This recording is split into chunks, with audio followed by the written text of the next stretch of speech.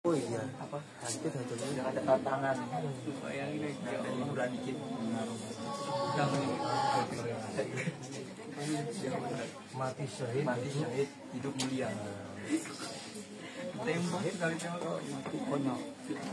Kan kalau perang kan adrenalinnya tinggi. Oh itu udah situ.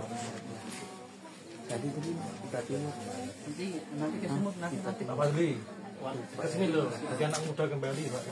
Saya di sini sudah pernah juga. Saya lupa kalau belum kan. Cermin nggak ada. Pak Fadli, makasih Pak Fadli. Kopi striker. Baik. Saya punya. Coba di mana?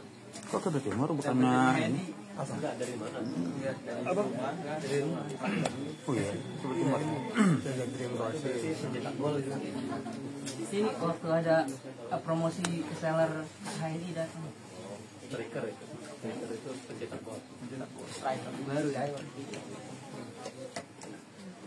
Mau ngajak kita kerja sama HNI. Saya nggak ngerti kalau obat-obatannya itu. Tinggal jualin aja. Nah itu Tapi kan jadi seller. jualin. Sales kan bukan perancang. Sales. Iya, jadi sales. Sales jualin doang. Bagus packingnya.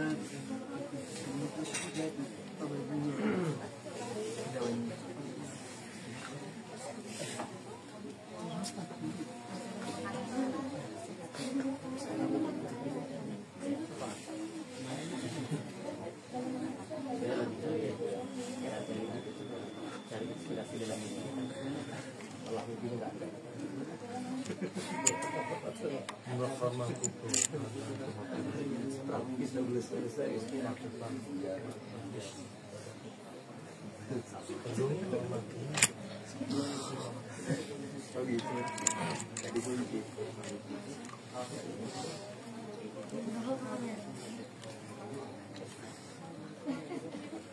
Ngetes.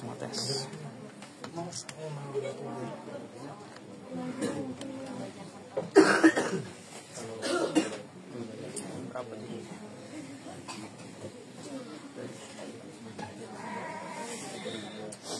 Mari. Timurnya dua timur. Timur berapa? Itu 83. Pak Fadli sama Ustaz sama. Nah, hampir bersama loh. Apa sih? 83.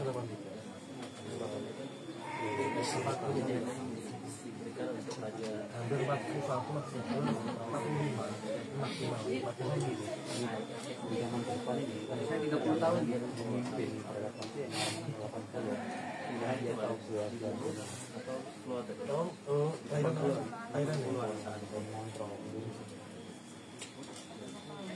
Karena zaman saya ada satu zaman pendidikan otak. Sepertinya udah seperti satu tangkaran gitu. Dua isi kan ramai. Udah lah.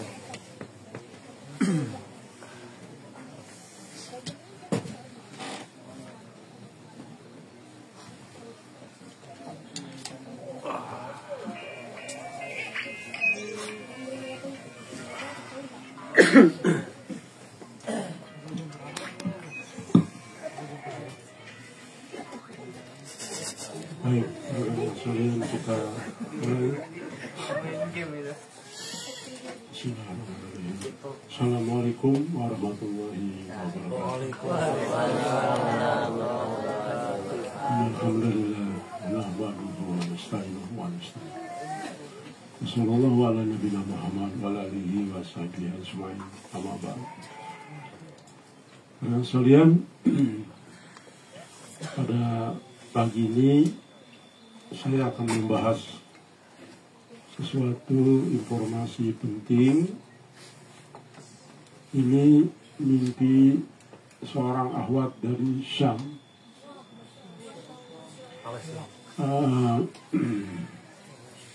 Mimpinya persis sesuai dengan hadis baginda Nabi Muhammad SAW, urutan-urutan dan sebagainya.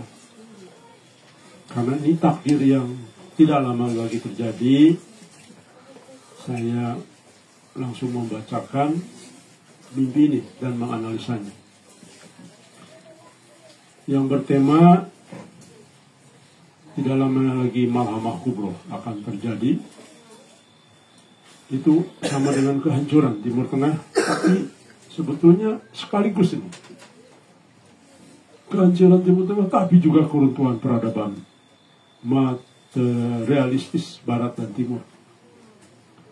Sebelum Al-Mahdi muncul menjadi Imam Mahdi, atau sebelum dibayar. Begitu. Dan tentu puncak peperangan itu setelah Al-Mahdi menjadi Imam Mahdi, menjadi imamnya umat Islam. Situlah puncak peperangan, di mana akhirnya Imam Mahdi akan menguasai dunia. Demikian saya bacakan dulu ya. Ini saya pakai isinya inisial A saja. Seorang ahwat dari Syam, mimpinya 1443 Hijriah, bulan 8 tanggal 3. Berarti sudah ada beberapa bulan yang lalu ya. Dalam mimpi itu saya sedang memegang ponsel, melihat peta dunia. Saya mencari Amerika, melihat kota-kotanya. Tetapi saya tidak menemukan. Di peta itu kok Amerika nggak ada. Ya. Termasuk kota-kotanya. Baik Amerika Utara maupun Selatan. Ini Amerika secara umum. Amerika bukan USA ya. Beda. Kalau berdua Amerika itu banyak negara. Amerika juga banyak negara. Tapi kalau Amerika Serikat itu USA. Jadi banyak negara Amerika ini nggak jelas nih, kemana nih kok hilang. Semuanya gelap dengan salju tebal yang turun dan pemandangannya mengerikan. Kemudian pemandangan itu seolah-olah beralih dari ponsel ke kenyataan. Saya mencari Tiongkok, India, dan separuh Rusia, dan negara-negara Eropa. Tetapi semua juga menghilang dari peta. Loh, kok hilang semua nih? Kegelapan dan salju tebal menutupi segalanya. Kemudian saya mendengar suara berkata, mereka telah menghilang. Mereka telah menghilang. Setelah itu saya berada di kamp pengungsian Suriah, tempat saya mendengar suara ledakan dahsyat, kegelapan pekat, dan pertempuran di sana. Kemudian saya mendengar seorang berteriak, Allahu Akbar, Allahu Akbar, dan melihat pria, wanita, dan anak-anak bergerak menuju Al-Quds. Tiba-tiba saya berada di antara mereka dan melihat Masjid Al-Aqsa bersinar seperti planet yang cemerlang. Saya menangis dan berkata, akhirnya dengan air mata mengalir di wajah saya.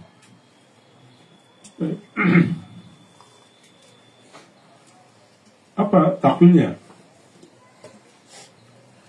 Mimpi ini termasuk ruya, syarikat. Mimpi benar dengan tanda-tanda yang sangat kuat bersifat nubuah akhir zaman. Jadi mimpi itu sesuai dengan nubuah yang disampaikan oleh baginda Nabi Muhammad SAW. Sesuai dengan banyak kisah Quran, hadis, dan ru'yah mukmin di seluruh dunia. Kita takwilkan menurut beberapa metode kitab ya, termasuk penalaran Quran. Yang pertama, kita takwilkan adegan pertama, peta dunia dan lenyapnya Amerika dan negara besar. Saya melihat peta dunia, mencari Amerika, tetapi tidak menemukan, semuanya gelap dengan salju. Kemudian Tiongkok, India, dan sebagainya juga menghilang. Takwilnya, peta dunia melambangkan tatanan dunia atau world order dan sistem global yang saat ini dikuasai oleh kekuatan besar. Ya, takwilnya. Tidak terlihat Amerika, Eropa, dan Eropa, Tiongkok, Rusia adalah simbol keruntuhan peradaban besar dunia. Baik ekonomi, politik, maupun militer yang sebelumnya mendominasi bumi. Nah, ya. Amerika dan semua sekutunya. Tidak lama lagi Anda hancur. Semua karena Anda zolim di muka bumi, ya. Dan lawannya adalah Allah Subhanahu wa Ta'ala. Karena Allah sudah menginginkan takdir itu terjadi. Kegelapan dan salju tebal adalah simbol kuhriyah, kahrullah, ya, kahrullah. Murka Allah berupa bencana besar, bisa berarti pendinginan global ekstrim. Nah ini, jadi kegelapan salju itu adalah simbol kahrullah berupa bencana besar. Jadi baik kaitan dengan nuklir winter atau winter war atau musnahnya teknologi cahaya dunia, listrik, sistem digital, komunikasi akibat perang besar. Ya, logikanya masuk akal ya. Karena kalau sudah Mahamah Kubro,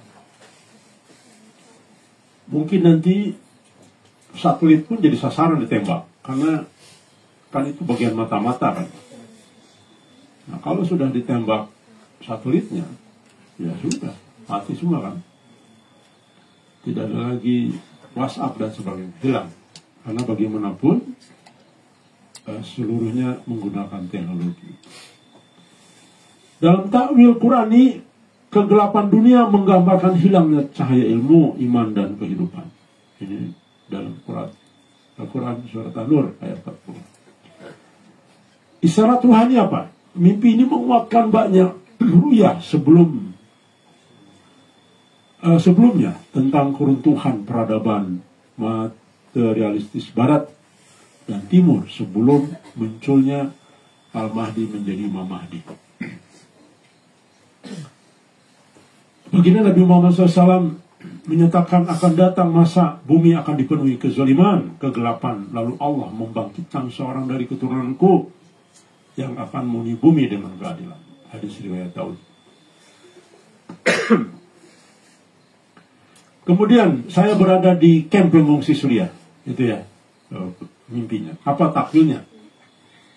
Berada di kamp pengungsi yang adalah isyarat simbolik bahwa dunia akan berpindah ke fase hijrah kubro, hijrah besar kaum mukmin dari negara-negara kufur menuju kepada negara-negara iman. Insyaallah ya, alhamdulillah.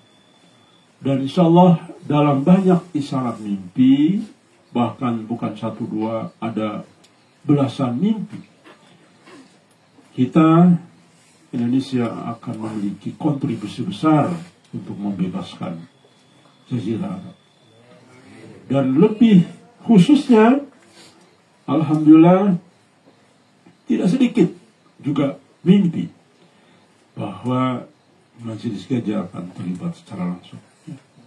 Ini sebuah anugerah besar yang luar biasa. Suriah sama adalah dunia, Suriah atau Sam dalam nubuat Nabi adalah pusat akhir zaman. Jadi nanti semua kita hijrah ke sana, ya, bergabung dengan Nabi Sallallahu Alaihi Wasallam. Nah, jadi semua nanti muaranya ke sana, Syam. Tapi tidak sekarang.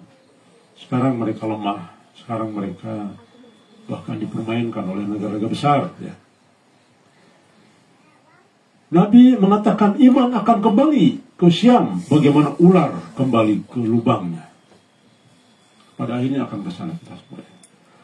Dalam bentuk ru'yah dan para mumin, Syam adalah pangkal munculnya Panji dan pertempuran terakhir tuh. Nanti muncul Panji hitam di sana, membebaskan Syam dan Jazirah Arab, ya. Suara ledakan kegelapan pertempuran besar, takwilnya menggambarkan Al-Mahamah Kubro perang besar dunia ketiga yang terjadi sekitar Syam nanti. Nabi menyebut akan terjadi pertempuran besar di dekat sebuah kota bernama Dabik. Hadis riwayat Muslim. Kegelapan dan ledakan mengindikasikan kehancuran global, sistem kapitalis meruntuh, dan umat masuk kepada fase perang suci akhir zaman.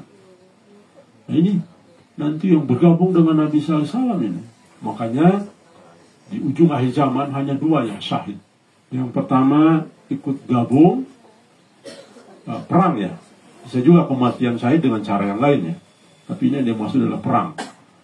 Yaitu ikut perang Ghazwain dan ikut perang bergabung dengan Nabi SAW. Ya ini di Syam nanti ya. Setelah terjadi Ghazwain nanti. Atau mungkin bersamaan pasenya ya. Tidak jauh. Yang keempat, di dalam mimpinya ada kalimat orang-orang berteriak Allahu Akbar menuju Al-Qud. Takbirnya ini menggambarkan kebangkitan umat Islam sejati setelah fitnah besar. Mereka bangkit bukan karena politik, tapi karena iman. Nah itu Masya Allah ya. Karena memang sudah jadwalnya kemenangan, sudah takdirnya. Tapi kalau sekarang 10 tahun yang lalu banyak karena iman juga. Bagaimana terjadi di Timur Tengah, pergolakan semua mengatasnamakan iman, tapi gagal. Kenapa? Karena memang belum saat, belum waktunya, dan bukan orang itu yang Allah maksud. Bukan dengan kekuatan senjata hebat, tetapi atas bantuan 3.000 malaikat. Itulah iman. Seruan Allahu Akbar menandakan kemenangan ruhaniyah. Gerakan menuju Al-Qud adalah simbol puncak kemenangan Islam di tangan Imam Mahdi nanti sebagai nubuah. Kalian akan mengerang Yahudi sehingga batu dan pohon berkata, wahai Muslim, di belakangmu ada Yahudi, bunuhlah dia. Nah ini kesempatan nih. Ya. Kesempatan kita gorokin. Cuman persoalannya, kalau melihat Mas Suhada, kalau melihat gadis-gadis gimana? Tetap dipenggal. Ya? Oh, bisa. Enggak tega kan? Masya Allah.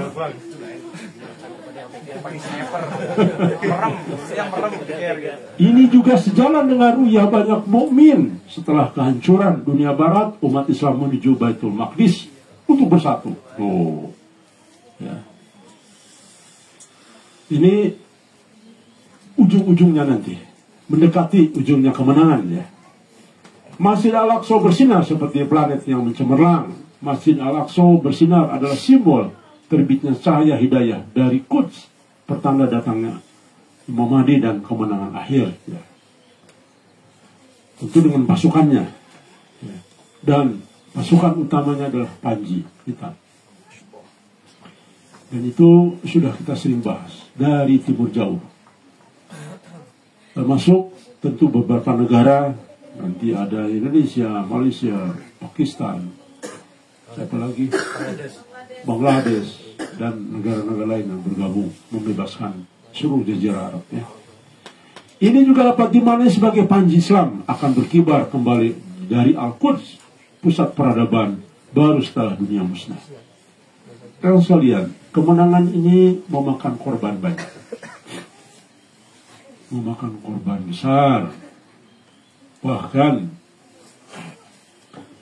hampir mendekati 1 miliar. Jadi nanti bisa saja yang ada di sini tinggal 10 orang yang kematian. Tapi bersyukurlah, itulah kebahagiaan umat yang paling tinggi, mati dalam keadaan syahid ya. Saya menangis dan berkata, akhirnya apa takwilnya? Air mata di sini bukanlah kesedihan, tapi sujud syukur rohani, menandakan terpenuhnya janji Allah setelah masa panjang ujian dan kegelapan.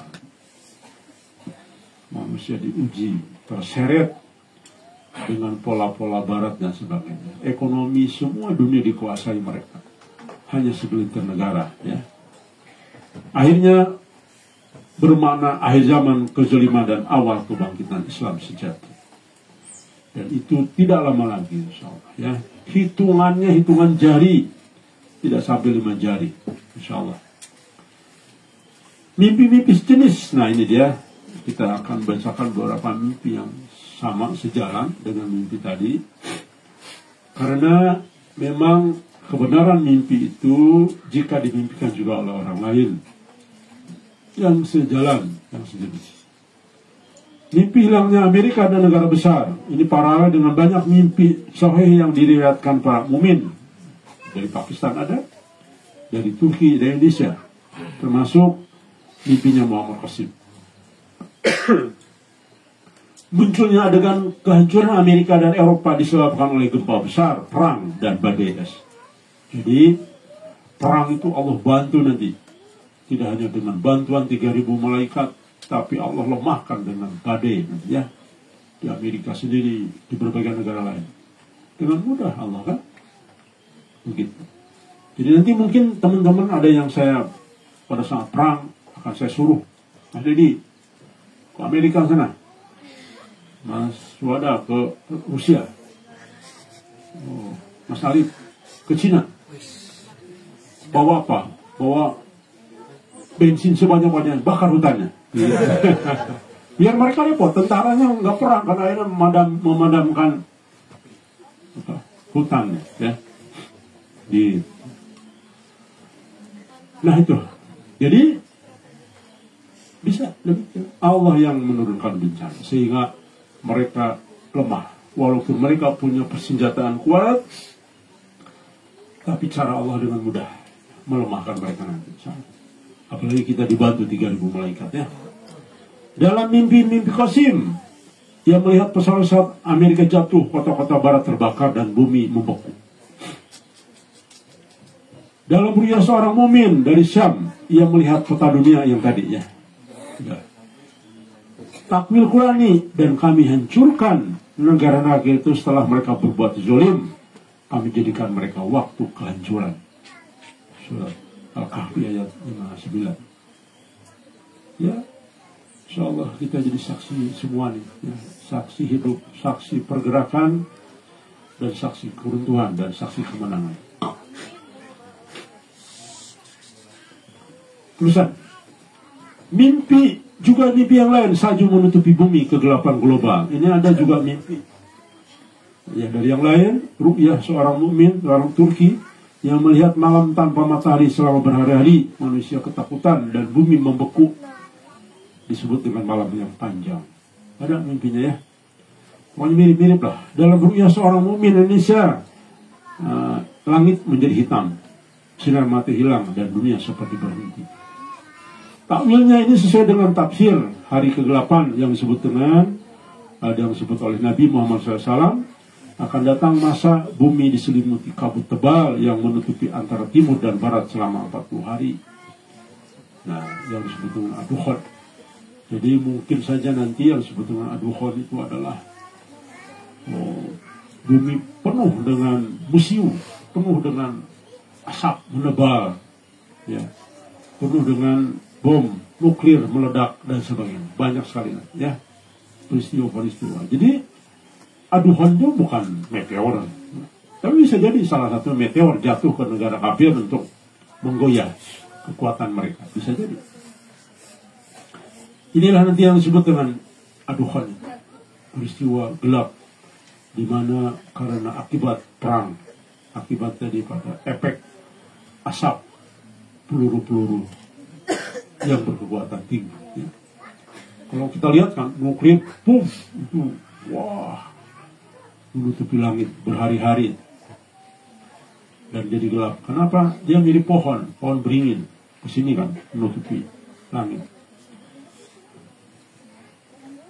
Salju putih di tengah kegelapan adalah tanda azab global bercampur rahmat yang menghancurkan dunia kufur dan mensucikan dunia Islam.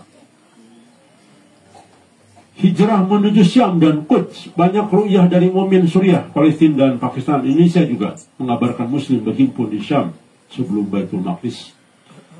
Dalam ru'yah lainnya, seorang perempuan dari Turki yang melihat orang-orang keluar dari kota besar menuju tenda-tenda di padang pasir Syam, mirip dengan kamp pengungsian.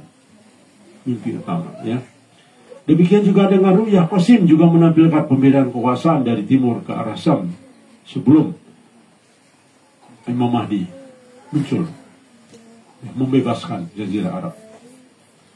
Ini sesuai dengan hadis akan ada hijrah kedua ke Syam sebagaimana hijrah pertama ke Madinah. Hadis riwayat Abu Daud.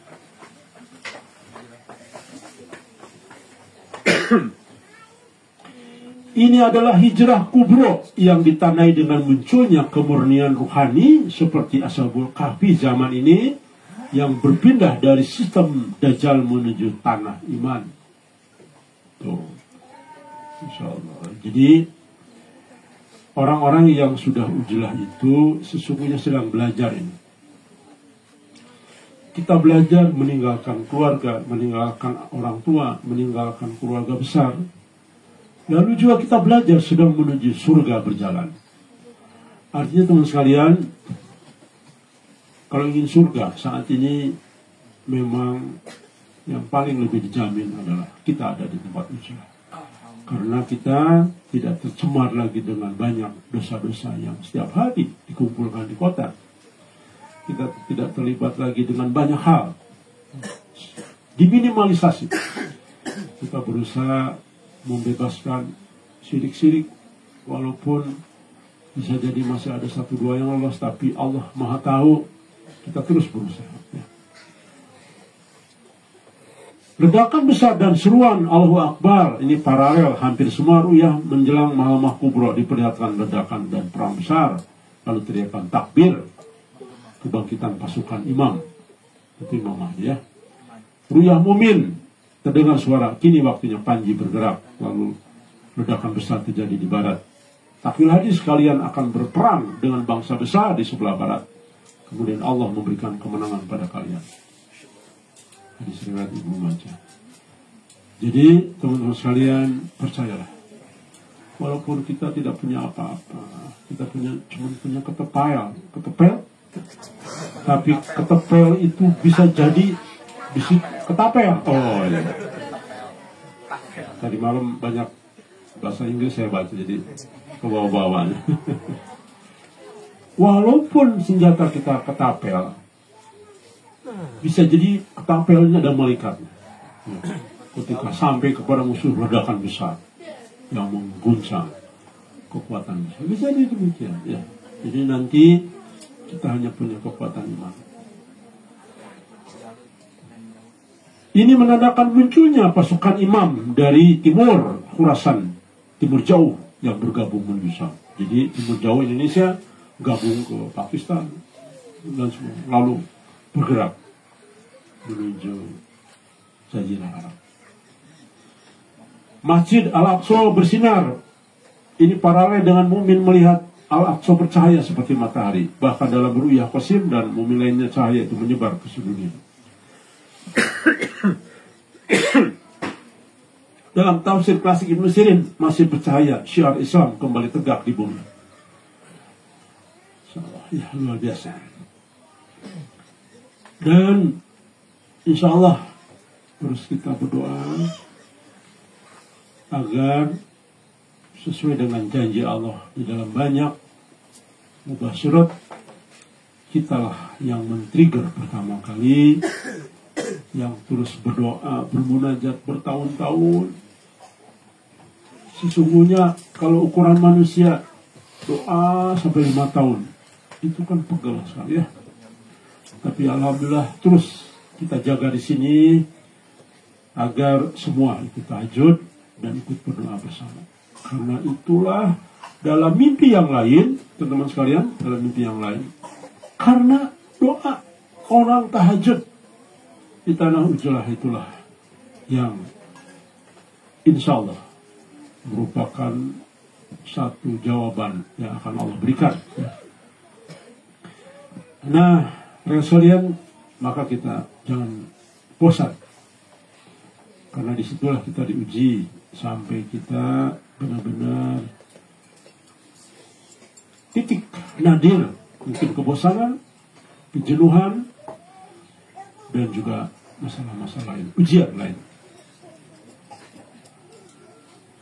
Takwil penutup, mimpi ini nampaknya dahruyah, tabsyir, mimpi benar, kabar gembira dari Allah untuk meneguhkan para mukmin bahwa dunia lama akan berakhir, bukan karena manusia, tapi karena kehendak Allah.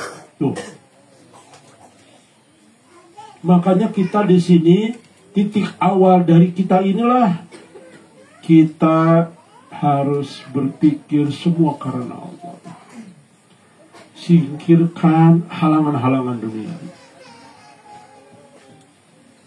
Dan itu dimulai dari saya sendiri. Kemarin mengambil keputusan yang berat sekali ya. Dan saya harus mengambil keputusan. Tujuannya ada apa? Semua ingin hati itu. Udah Allah aja yang ada dalam pikiran. Sebelum tidur ingat Allah. Setelah tidur ingat Allah. Semua karena Allah. Kalau karena Allah, makan dengan nasi kecap pun nikmat. Ya. Saya sekarang begitu. Karena nggak bisa makan yang di sini sekarang, udah total tidak mau lagi makan apa yang di sini. Nah, kadang-kadang pakai kecap aja, nasi, telur sedikit, nikmat. Kenapa? Karena Allah. Tapi orang yang belum paham langkahnya semua karena Allah, pasti nggak enak makannya. Nggak enak makannya ya. Jadi begitu. Setelah gelap yang panjang akan lahir cahaya dari Syam menuju Al-Qud. Dan di tangan Ashabul Kahfi zaman inilah Islam akan bersinar kembali. Allahu Akbar. Allahu Akbar. Ashabul Kahfi itu takwilnya ya. Karena ini kan takwil keseluruhan, semua keseluruhan. Karena memang Ashabul Kahfi lah yang memang sudah ada di dalam aksara. Pembantu utama Al-Mahdi itu adalah 3.000 malaikat dan Ashabul Kahfi. Jelas sekali. Nah ini saya pikir sudah cukup waktunya, kurang seberapa jam lagi. Rekan sekalian, dengan kajian pada subuh berupa satu kabar gembira ini, walaupun tentu ada kabar yang sedih nanti. Kenapa? Juga kehancuran negara-negara muslim. Jadi Dubai, Arab Saudi yang sekarang bermegah-megahan, tumpuan utamanya wisata, rezeki subhat semua ya, banyak subhat. Wisata itu kan hotel, semuanya kan subhat. Allah hancurkan. Jadi kemegahan-kemegahan negara-negara Jazirah Arab yang sekarang hampir semua nih. Kalau teman-teman pernah ke Timur Tengah, ya minimal transit lah. Itu hampir semuanya luar biasa. Kalau dari pesawat tuh, waduh, itu kayak di Eropa. Melihat Jazirah Arab sekarang, mayoritas kayak Eropa, lebih Eropa bahkan, kemewahannya. Kenapa? Karena saya pernah ke Eropa, saya pernah keliling. Alhamdulillah. Ke Australia, ke Eropa, saya pernah keliling. Hampir dunia, hampir di Eropa semua saya pernah datang. Jadi kalau kita perbandingkan, seolah-olah, bukan seolah, saya melihat bahwa Jazirah Arab jauh lebih mewah. Nah, jadi Allah akan hancurkan itu. Karena itu jelas merupakan satu kemunduran. Semua terseret karena materi. Jiwa materialistis. Dan terseret dengan sistem Dajjal yang hanya mengiming-imingi dunia dan tergerus akhirat. Maka pembantu utama Al-Mahdi dididik menjadi orang-orang yang zuhud, mendidik melepas dunia, bahkan sisa-sisa dunia dihapus total. Dan saya sudah memberikan contoh yang terberat pun saya lakukan. Kalau itu perintah Allah, maka teman-teman pun siap ya. Suatu ketika harus kehilangan orang dicintai. Karena disitulah biasanya tidak mudah. Teman sekalian, sekarang teorinya bicara, ya begitu ya bisalah. Tapi coba praktekkan, belum tentu. Ya, belum tentu. Ngomong jihad, wah saya lebih mencintai Allah, itu cuma di mulut bisa. Silahkan praktekkan. Belum tentu semua orang sanggup. Banyak pertimbangan, itulah, inilah, itu. Begitulah manusia ya. Disuruh bergerak, wah ini sawah panen dulu sebentar lah. Ini lagi jemur singkong, nanti aja saya nyusul. Begitu. Itulah manusia. Jadi hanya gampang di mulut, lidahnya tidak bertulang, tapi suruh praktek, belum tentu. Namun saya yakin, teman-teman akan mampu melewati. Ya. Dan siap-siap nih, kepada umi-uminya, kepada anak-anaknya, harus siap. Tapi kita tetap bersama. Walaupun harus ada ujian, kita tetap bersama. Untuk mengarungi satu samudera berat ke depannya. Penuh dengan ujian. Dan tidak mungkin pembantu Al-Mahdi tidak dididik dulu oleh Allah dengan ujian-ujian. Karena yang dihadapi dua perkara, sekali lagi saya katakan. Fisik dunia, kekuatan global, dan juga kekuatan iblis yang akan mengangkat Dajjal sebagai panglimanya, yang sifatnya lebih gaib, dibantu oleh kekuatan gaib. Maka ini tidak mudah perjuangan Ashabul Kahfi di akhir zaman. Tapi sekali lagi, jangan khawatir. 3.000 malaikat membantu kita langsung. Sehingga insya Allah cukup dengan bismillah, ketapel bisa meledak dengan kekuatan nuklir. Bisa jadi demikian. Demikian rekan sekalian, dan terus kita berdoa, jangan putus asa, jangan bosan-bosan untuk terus berusaha dan berdoa ya setiap tahajud. Dan itulah adalah sesuatu hal yang sangat luar biasa. Bahkan ada bencana ditunda pun karena doa-doa yang kita lakukan. Itu sesuai dengan mubasyirat yang kita terima. Demikian, terima kasih atas perhatiannya. Assalamualaikum warahmatullahi wabarakatuh.